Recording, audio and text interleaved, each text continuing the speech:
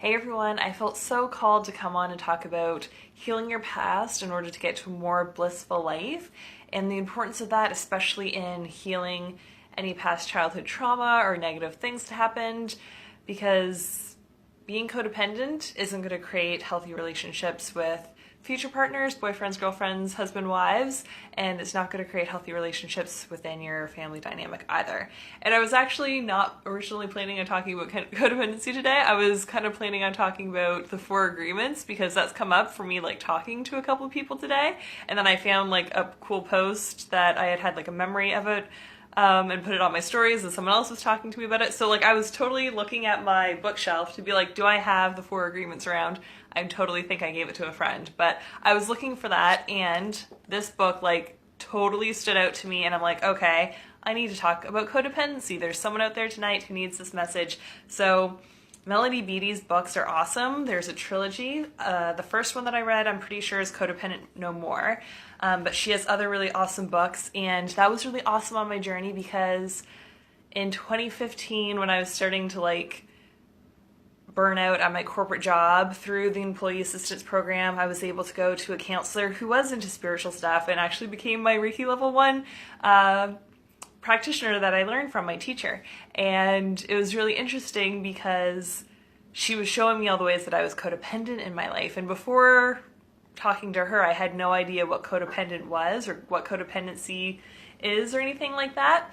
And it didn't fully make sense to me because like my mom and dad weren't alcoholics. They weren't addicted to anything, but my grandpa was. My grandpa was an alcoholic. So my Grammy, therefore, was codependent with him, and they had a codependent relationship.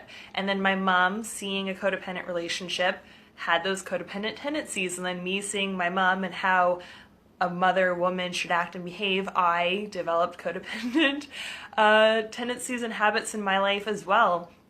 And in growing up, I became a caretaker within my household. I was a huge people pleaser. I put everyone else's needs and wants before mine. I didn't really know what my wants and needs were, except for making everyone else happy by me doing the things that would hopefully make them proud and feel really good about me and stuff like that. So it was very interesting because like looking at all the different connections and things that had to happen for me to get to that point, it's very interesting because one of the like straws that broke the camel's back was my grandpa's death. And when I was there and we had kind of moved around the funeral to accommodate everyone's work schedules because we were all workaholics, then it's like I was more stressed out about how terrible my job was than a death in the family. And I wasn't super close to him. Like they lived a little bit further away and they were a lot older. We were the youngest of like all the cousins that were born. So I didn't have like the closest relationship, and I like had an aha moment of like there's something wrong with me, that I'm more concerned about work and I couldn't miss work because I was the only one doing all these things. Like the level of stress and like fucked upness that I thought that I had in my head was like very interesting. And then I talked to a friend about it and she had gone to this awesome counselor. So I'm like, I need to do all these things to make me happy and life better because this isn't how life should be. This is like really fucked up. So it's interesting because now doing the spiritual side and being in that world and knowing that everything's connected, I truly feel that when my grandpa passed, as like on the other side kind of gave me that push and that nudge to heal this and stuff, and it gave me the open space because it wasn't really talked about that he was an alcoholic when he was alive, but then when he died it was more of an okay thing to say. So it was very interesting that that gave me more space to heal this and to even be aware of it, for it to be a thing to heal, because when you're growing up in a codependent household where you see what codependence is and you become a caretaker, then you also mirror those patterns in relationships. So I was unknowingly being codependent with boyfriends earlier in my life. So it was very interesting going through like the book and hearing stories and different exercises. Like there'd be some things that I resonated like 100% with. Some of them I'm like, well, I don't have any memories like that or physical experiences that are similar to these people who had an actual alcoholic in the house, but I could totally resonate to, oh, I behave in that way. Oh, there's another way to behave or react to the situation other than what I've always done. It was just like very mind-blowing to me that there was different ways that other people relate to each other, and just like stuff that kind of like shocked me or blew my mind that like could exist, that wasn't codependent. And I'm like, huh, well, that'd be nice, but like, how does that work? So that was a huge thing that I had to like work on and heal in my own life, and do forgiveness work on, and dive into different childhood memories that created those codependent tendencies within myself. So if you're feeling like, yeah, I have put other people's needs before me, I get resentment in my life when I don't get to do what I want to do, or I don't get thanks for all the things that I'm doing, and like, yeah, if you're not recognizing your own wants and needs and desires, that's on you. So if you're feeling like that's kind of resonating with you, the Melody Beatty books would probably be a really great thing to get into. Another thing that was really awesome at the start of my journey, I'm a huge seeker. So when I started this, I was doing my counselor every other week, and she'd recommend a book, and before I got to my next session, I'd have that book and this homework and everything done. And then the week in between, I'd be seeing like my life coach and theta healer. And at the same time, I was doing work with her around like loving what is. So that's by Byron Katie, and she does the work. So there's questions that you can ask, and maybe I'll make another video on that. And it's really like, it's so interesting to look at your thoughts and see what is really true, and to get in that deeper thing. So that might also be a really good book recommendation for whoever really needed this message that I had to come on tonight and share. So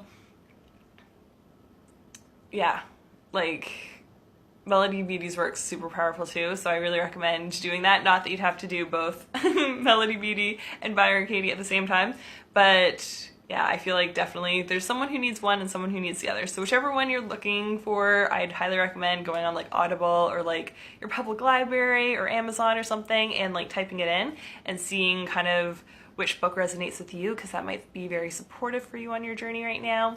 And hey everyone popping on live. Hi Amanda and Anna and Connie and Jessica and Melanie.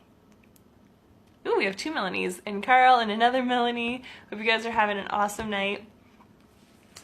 So yeah, I'm like, what else was I wanting to say around that? Yeah, I think that was the main thing I wanted to say about codependency, and that when you get to a place where you're not putting everyone else's needs ahead of yours, and you know that your wants and desires are important, and you're not afraid to leave a relationship because of what the other people will say, or having to be alone and not having that same interaction with them, then that'll get you to a healthier place. So yeah, I'm like, I had made some notes and I'm like all over the place with where I was going. So you're recovered when you're no longer staying in unhealthy or painful relationships.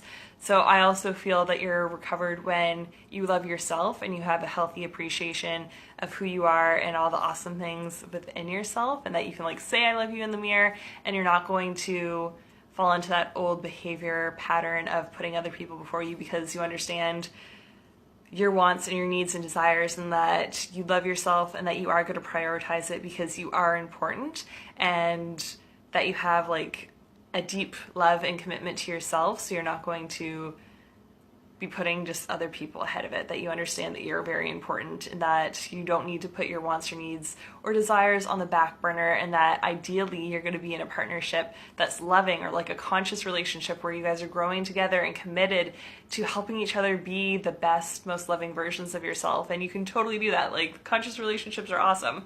So I highly encourage you to move forward in whatever way you're feeling called to healing your past, because that's so foundational to have a healthy relationship with your friends or your family members or future partners or your current partner. So I encourage you guys to let go and release any of that old codependent stuff if you're feeling called to do that.